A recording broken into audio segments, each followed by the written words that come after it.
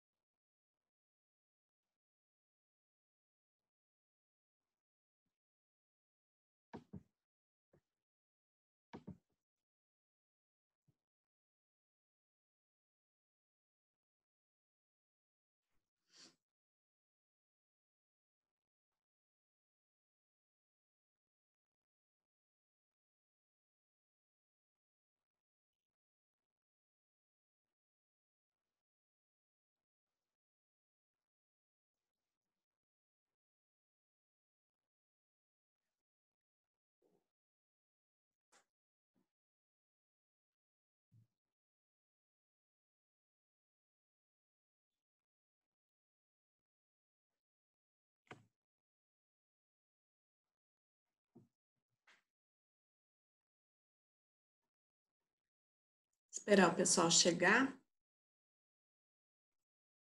Bom dia, Rodrigo.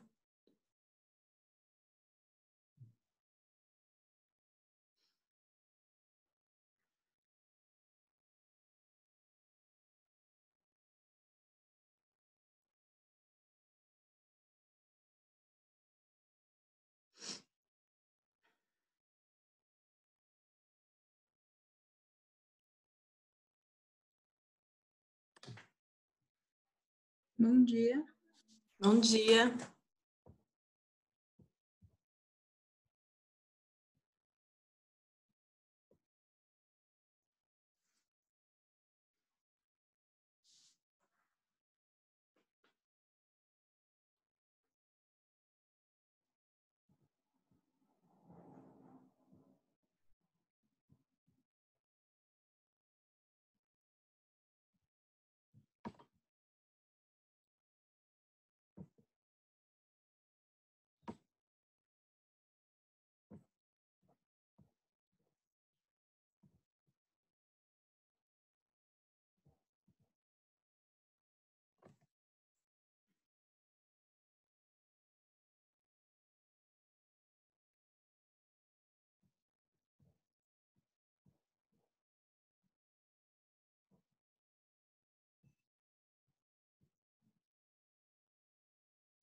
Bem, pessoal, acho que eu já vou começar, né? O pessoal vai entrando. Na aula de hoje, a gente vai falar aí do metabolismo aí das gorduras.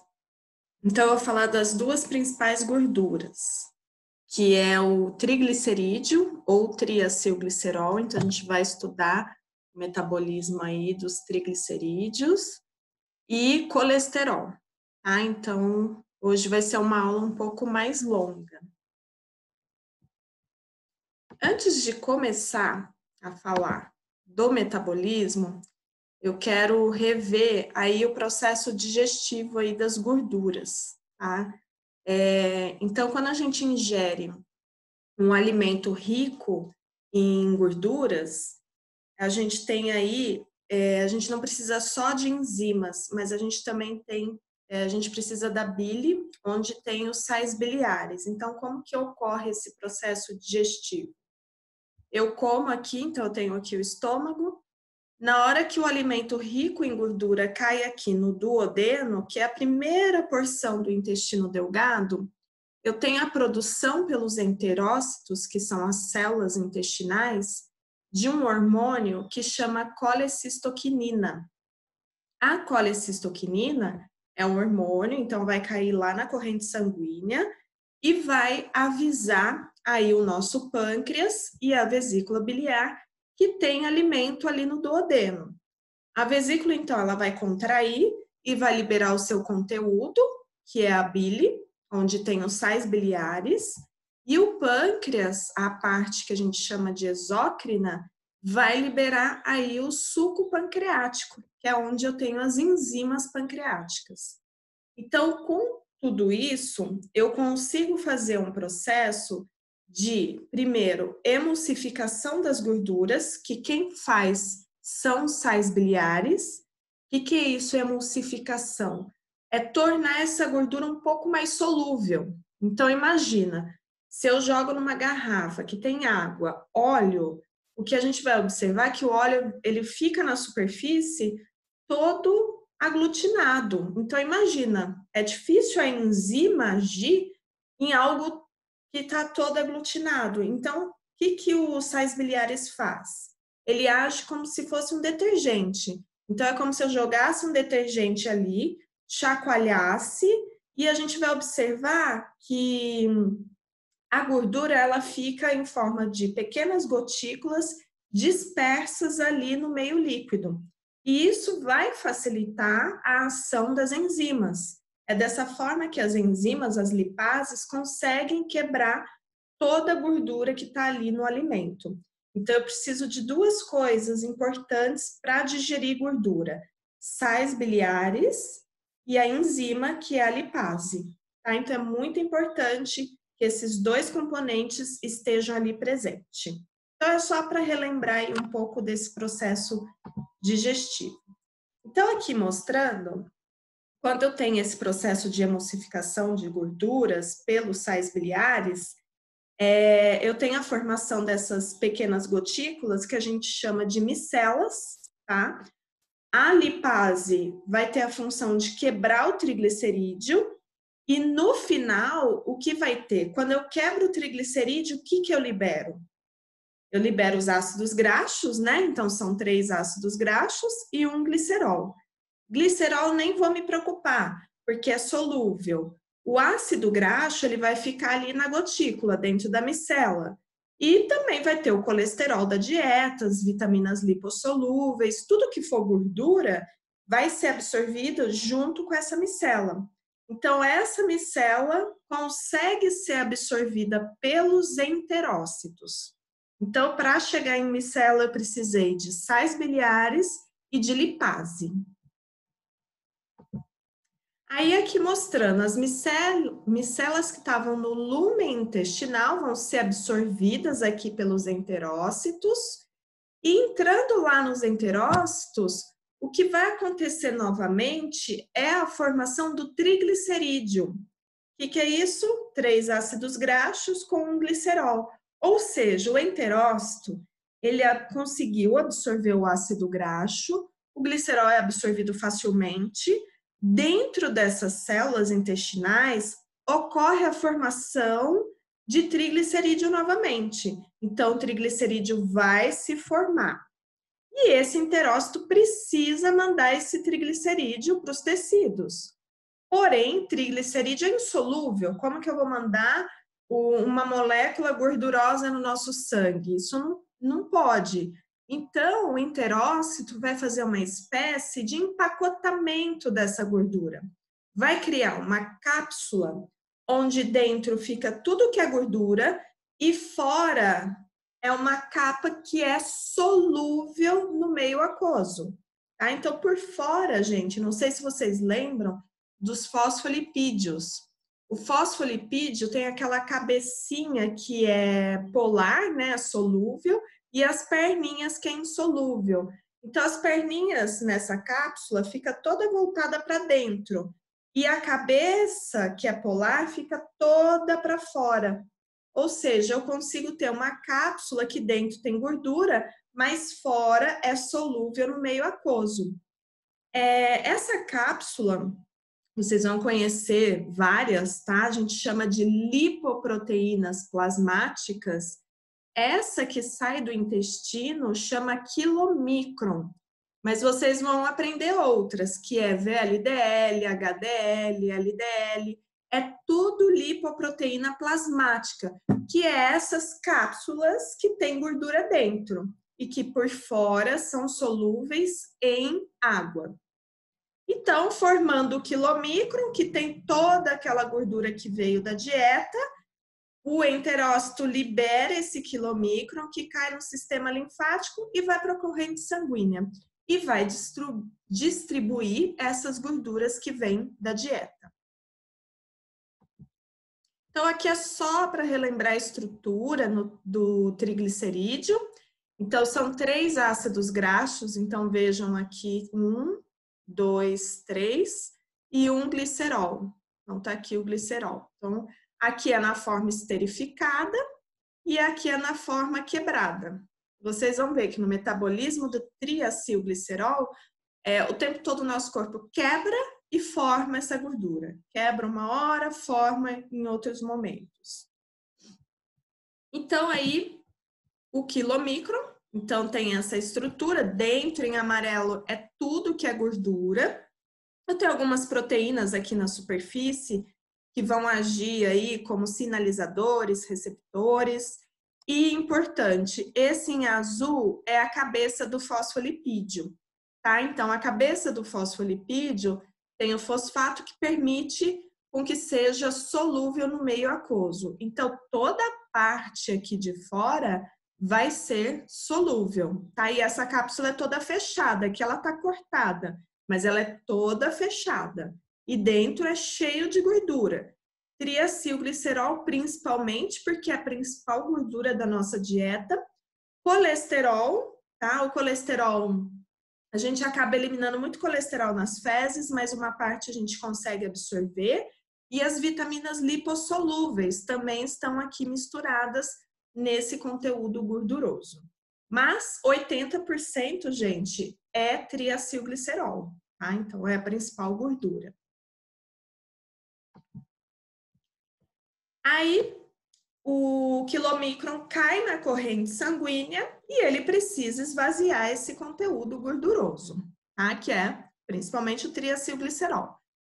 Aí, ele vai encontrar nos capilares sanguíneos uma enzima que chama lipase lipoproteica. O nome já diz, lipase quebra gordura, lipoproteica de lipoproteínas. Então, eu falei que o quilomicron é uma lipoproteína plasmática. Então, essa lipase vai quebrar a gordura que está dentro dessa lipoproteína plasmática. Então, o que vai acontecer? Na hora que o quilomicron está passando nesse capilar e essa enzima vai estar ativada, porque a insulina que ativa ela, então vamos pensar, se está chegando gordura da dieta é porque eu acabei de comer. Se eu acabei de comer, normalmente a gente produz bastante insulina. Então, essa lipase vai estar lá ativada. Aí o quilomicron encontra essa enzima e ela começa a quebrar os triglicerídeos que está ali dentro. E quando eu quebro o triglicerídeo que está dentro dessa cápsula, o que eu libero? Ácidos graxos e glicerol. Então, novamente, quebrei essa gordura. Então, vamos ver aqui. Então, nessa figura, a gente consegue enxergar esse caminho. Então, vamos lá. Eu tenho aqui a célula intestinal. O quilomicron foi formado dentro dessa célula. O que tem aí no quilomicron? Principalmente triglicerídeo. Quilomicron cai no sistema linfático e atinge aí a corrente sanguínea.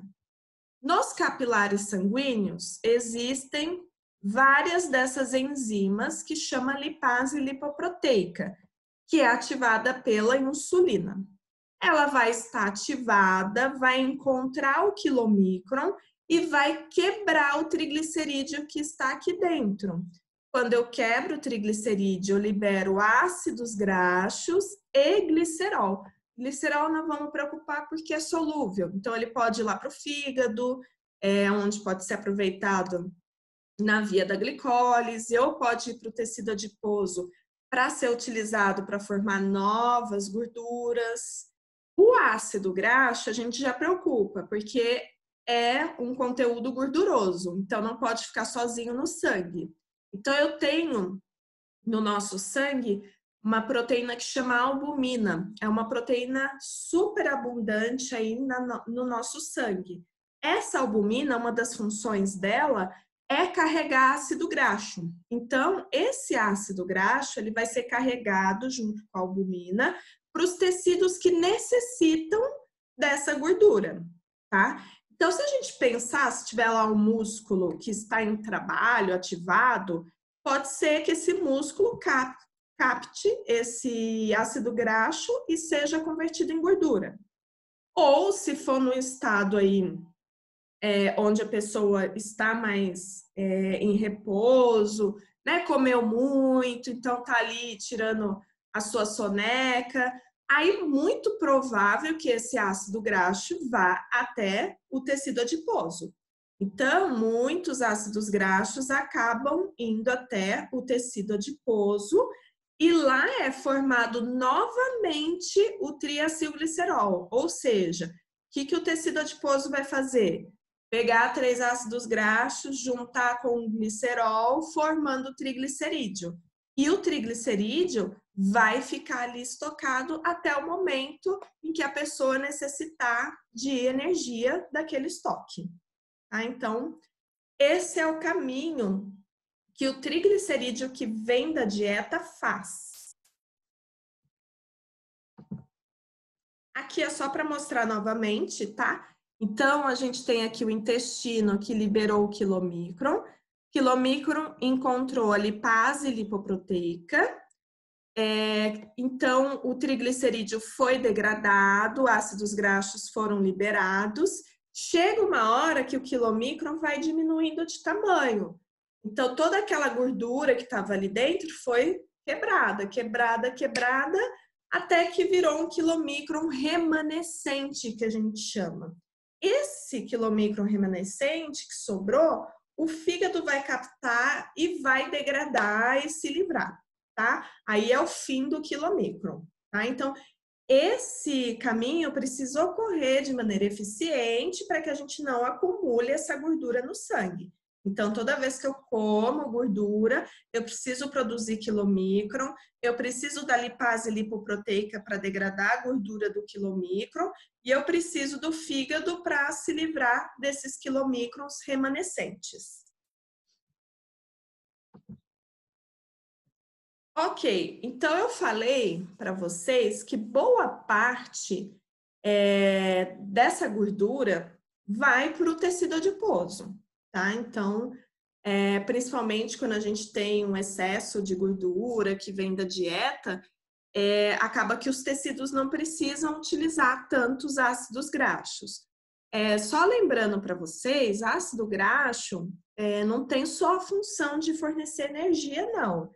A gente tem aí, por exemplo, se a gente for pensar no fosfolipídio que compõe a membrana plasmática, aquelas duas perninhas são ácidos graxos. Então, a gente precisa de ácido graxo também para construir algumas moléculas, tá? Então, a gente come aí as gorduras, usa o que der de ácido graxo, mas aquilo que sobrar vai para o tecido adiposo para ser armazenado, tá? Então, o tecido adiposo, quando capta esses ácidos graxos, ele forma novamente o triacilglicerol, tá? Essa é a maneira que a gente estoca gordura, na forma de triacilglicerol. Então, esses adipócitos precisam formar essa macromolécula ali no citosol e ali fica estocado.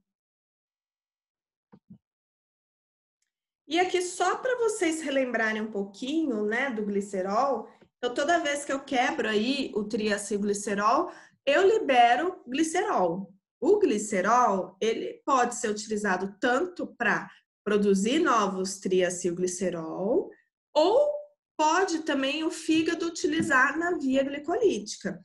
A gente viu que o glicerol é um dos precursores de glicose. Então, por exemplo, no momento de jejum, se eu tiver liberação de glicerol, esse glicerol ele pode ser convertido em gliceraldeído e isso virá glicose. Só para relembrar aí uma das funções importantes do glicerol. E aqui só para mostrar que o quilomicron, quando vai esvaziando, né, 90% dos seus triacilgliceróis forem degradados pela lipase lipoproteica, ele fica tão pequenininho que a gente chama de remanescente, e o fígado é quem vai remover esse remanescente de quilomicron. Aí a gente se livra aí dessa lipoproteína.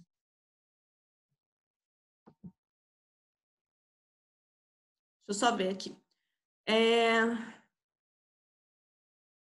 Se eu posso dizer que aquela barriga extra é composta por triacilgliceróis?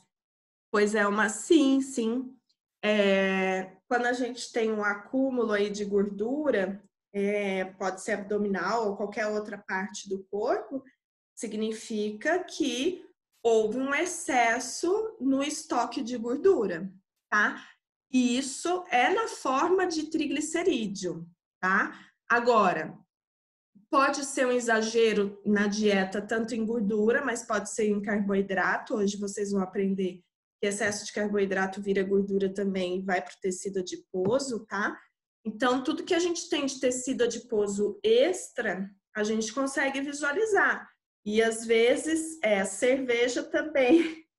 A cerveja é rica em carboidrato, tá? Então, a gente consegue converter esse excesso de carboidrato em gordura e vai para o tecido adiposo.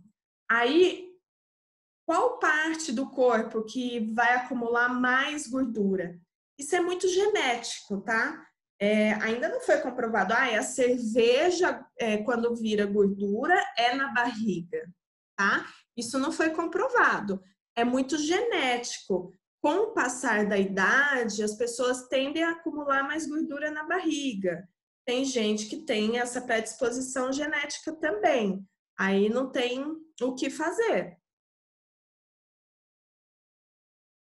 Chocolate tem bastante gordura, pão, bastante carboidrato. Agora, a atividade física ajuda, né, a compensar. Aí, pessoal, agora, então, já que vocês estão falando, né, em gordura localizada, acúmulo de gordura, vamos entender como que a gente se livra dessa gordura que está ali acumulada, seja na barriga, em qualquer outra parte do corpo. Então, chega uma hora que a gente pode usar essa gordura. E eu tenho uma enzima, que a gente chama enzima do bem, que fica aí nesses tecidos adiposos, tá? Então, novamente, né, quando às vezes eu dou aula para o pessoal da estética e eu falo, infelizmente, essa enzima, às vezes, dependendo da pessoa, ela é mais ativada em algumas partes, em outra ela é menos ativa. Exemplo, barriga, né, que é tão difícil perder. Eu até tenho essa enzima, mas parece que ali ela funciona de maneira mais lenta, então a gente percebe que é um local, né, que a gente chama de gordura localizada, que é mais difícil queimar. Mas esse tecido adiposo tem essa enzima que chama lipase sensível ao hormônio, ou hormônio sensível, que é uma lipase que quebra gordura, que está no tecido adiposo, que vai ser ativada por hormônios. Então, essa parte que a gente tem que entender, que o hormônio ativa essa enzima do bem, né? O hormônio que ativa é glucagon, que é o hormônio quando a gente para de comer, ou seja, a gente vai usar quando a gente para de comer, não tem. Quando eu estou comendo, eu tenho insulina. A insulina não vai ativar de forma alguma essa enzima. Aí, quando a insulina começa a cair e o glucagon a elevar, aí essa enzima começa a trabalhar. Aí ela começa a quebrar a gordura que está dentro do tecido adiposo. E um outro hormônio super bom para ativar a lipase sensível ao hormônio é a adrenalina. A adrenalina, ela está muito associada ao quê? À atividade física. Então, quanto mais atividade física eu faço, mais adrenalina, se for tipo uma atividade física intensa, a gente libera bastante adrenalina e essa adrenalina vai ativar a lipase sensível ao hormônio também, lá nos nossos tecidos adiposos. Então, o que vai acontecer? Essa lipase, ela começa a degradar o triacilglicerol que está nos adipócitos. E aí, o que vai ser liberado? O glicerol pode ser liberado, utilizar aí pelo fígado, e os ácidos graxos. O ácido graxo, novamente, não anda sozinho no sangue. Então, a albumina pega esse ácido graxo e leva para os tecidos que utilizam ácidos graxos como fonte energética. Então, se eu estou em atividade física, por exemplo, o meu músculo pode utilizar ácido graxo como fonte energética. Quem que não usa ácido graxo como fonte energética? Sistema nervoso central, o nosso cérebro não usa, porque existe uma barreira que a gente chama de hematoencefálica que não deixa esse ácido graxo atravessar. Então, impossível sistema nervoso central utilizar ácido graxo como fonte energética. E também os eritrócitos, que são as nossas hemácias, tá? Porque hemácia não tem mitocôndria. E a oxidação do ácido graxo só se dá dentro da mitocôndria, tá? Então, a gente já vai estudar isso também. Mas o restante aí dos nossos tecidos vão utilizar aí os ácidos graxos como fonte energética. Então, por isso que é muito importante a atividade física para tentar diminuir tecido adiposo. Porque quanto mais energia eu preciso, mais ácido graxo eu posso oxidar. É a única forma da gente se livrar. Porque vamos supor que, sei lá, existem aí procedimentos estéticos que prometem quebrar a gordura. Pode ser que quebre, não entendo muito bem. Mas o ácido graxo que for liberado desse tecido adiposo, ele precisa ser oxidado, porque senão ele volta para o tecido adiposo. Então, existem até lugares onde as pessoas falam que a gordura sai na urina. Isso não existe, pelo amor de Deus. Ácido graxo não sai de forma alguma na urina.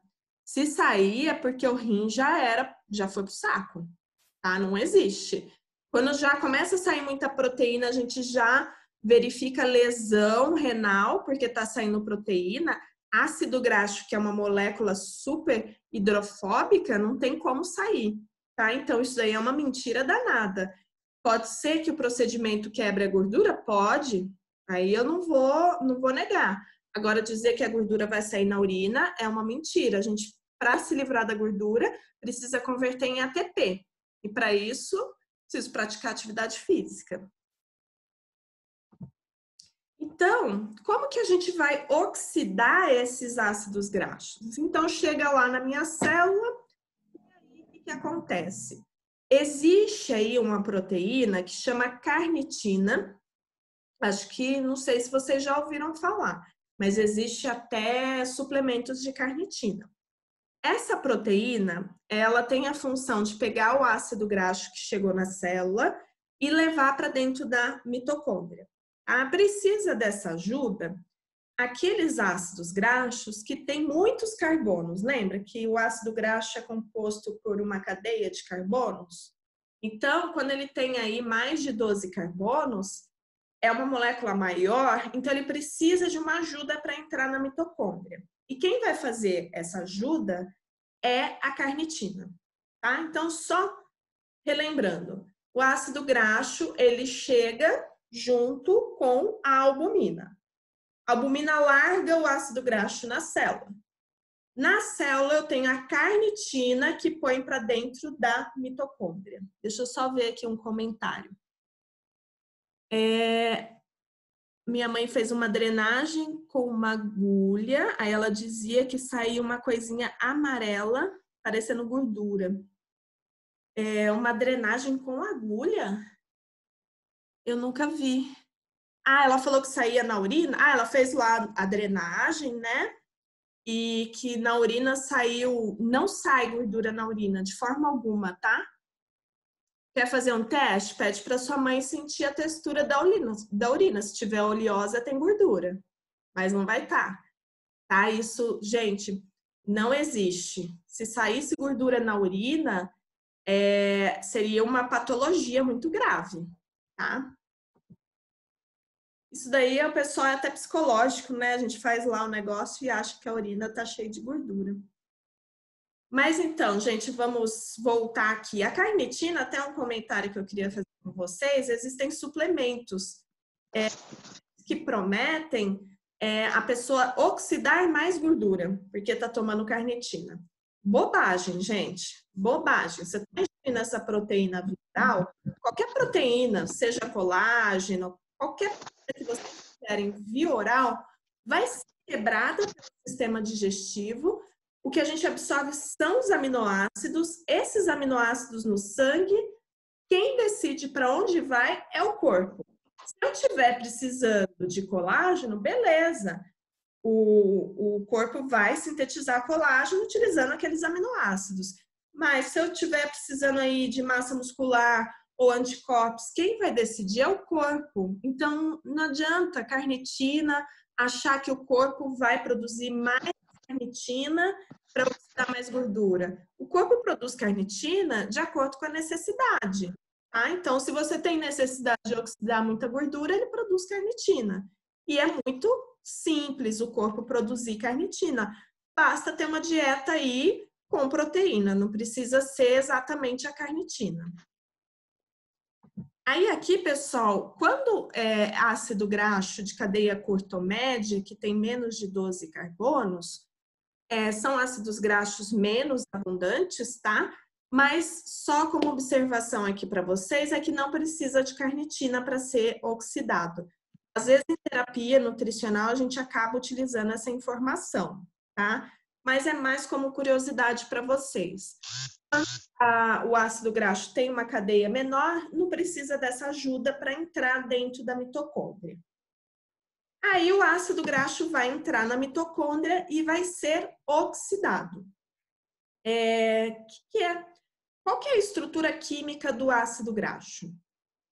Ácido carboxílico e a cadeia de carbonos, certo? Lembra dessa cadeia que é cheia de hidrogênios? Então é isso que eu vou precisar fazer, tirar esse hidrogênio e liberar os carbonos. Então, aqui eu vou mostrar para vocês de uma maneira bem simplificada como que ocorre essa beta-oxidação. O nome da oxidação que a gente dá para ácido graxo é beta-oxidação. Então, basicamente, 4 tipos de reações ocorrem. Oxidação, que libera hidrogênios. Então, quem vai captar o hidrogênio que é liberado? Então, só relembrando. Oxidação significa perda de hidrogênio. Quem vai pegar hidrogênio? FAD e NAD. Então, eu vou ter produção de FAD e NAD. Então, imagina aquela cadeia de carbonos cheia de hidrogênios. Vou oxidar. Então, vou liberar hidrogênio. Quem pega? NAD e FAD. Aí, pessoal, NADH e FADH, qual que é o destino? Vocês já estudaram. Cadeia respiratória, já está ali na mitocôndria também. Então, todas essas moléculas vão para a cadeia respiratória e vocês já estudaram que a partir dessa liberação de hidrogênios do NAD e FAD, eu consigo produzir bastante ATP. Ok, aí eu tenho uma outra reação menos importante, que é de hidratação, e eu também tenho a reação que é liberação de acetil. Lembra que é uma cadeia cheia de carbonos? Para onde vai esses carbonos? Eles vão ser liberados de 2 em 2. Ah, como que chama a molécula que tem 2 carbonos? Lembra o piruvato? O piruvato perde um carbono e vira acetil? Então, molécula de 2 carbonos a gente vai chamar de acetil. Acetil vai para o ciclo de Krebs. Quem leva o acetil para o ciclo de Krebs? Coenzima A. Então, novamente aqui, eu tenho a produção de acetil-CoA, que vai para o ciclo de Krebs. O que o ciclo de Krebs produz mesmo? ATP, que é energia, NADH e FADH, mais NADH e mais FADH, que vai para onde? Cadeia respiratória, para produzir mais o quê? ATP. A gordura produz bastante energia.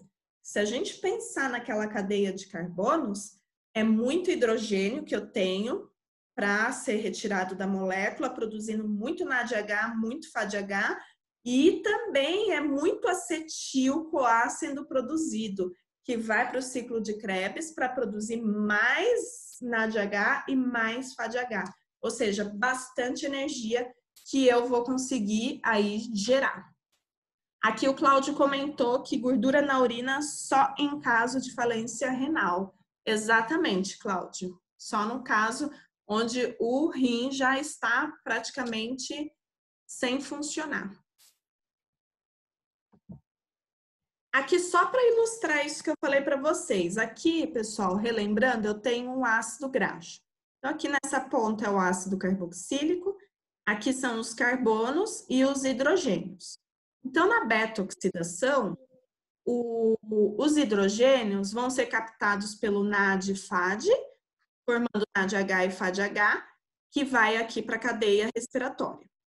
Os carbonos vão ser liberados de 2 em 2, que é o acetil.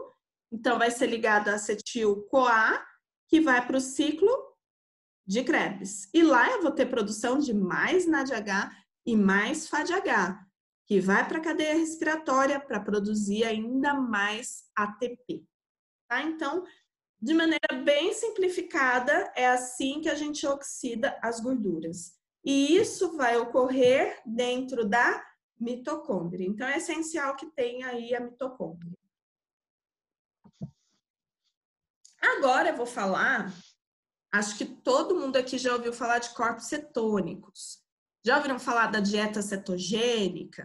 Então, quando a gente não come, né, carboidrato, a gente perde muito peso e produz corpos cetônicos, por isso que se chama dieta cetogênica. Tem gente que até mede aí o quanto de corpos cetônicos está produzindo.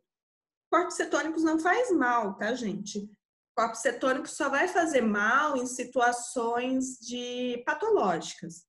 Eu dou sempre o exemplo do diabetes tipo 1 não controlado. Uma pessoa que não produz insulina. Se ela não produz insulina, sem insulina a gente não usa glicose. A glicose não entra para dentro das células. Então, o que o corpo faz? Começa a utilizar apenas gordura como fonte energética. Aí, o corpo rapidamente vai produzir corpos cetônicos, já vou mostrar o porquê. E isso pode ser de forma tão intensa que os corpos cetônicos, eles são ácidos. Então, eles começam a deixar o pH sanguíneo muito ácido, a pessoa entra em acidose, e a gente chama isso de cetoacidose diabética, é um quadro super perigoso. Mas para quem faz lá dieta cetogênica ou até mesmo um jejum prolongado, não vai entrar em acidose, tá? Pode até ter aí uma queda aí do pH, mas não vai ser nada patológico. Então, como que a gente vai produzir corpos cetônicos? O que acontece? O fígado, então vamos focar lá no fígado. O fígado começa a utilizar também muita gordura como fonte energética. Vamos supor que seja num caso de jejum ou porque eu não tenho tanta glicose para utilizar aí como fonte energética. Então, a gente começa a degradar muito tecido adiposo e a liberar ácido graxo para que a gente possa obter energia. E isso o fígado também vai fazer. Aí o fígado começa a oxidar um monte de gordura. Ele vai oxidando, oxidando, oxidando. Com isso, eu tenho a produção de muito NADH, muito FADH e muito acetil-CoA. Aí chega uma hora que todos esses FADHs que veio da beta-oxidação vão gerar bastante energia ali pela cadeia respiratória. E aí o acetil-CoA, que está bem elevado, ele tende a entrar no ciclo de Krebs. Mas chega uma hora que o ciclo de Krebs começa a reduzir a sua velocidade. Ah, por quê? Porque dessa beta-oxidação também vem muito NADH e muito FADH. E vocês já aprenderam que esse ciclo, o próprio NADH vai ser um regulador e ele tende a inibir o ciclo de Krebs. Então, se a célula já tem muito NADH, a célula entende que ela não precisa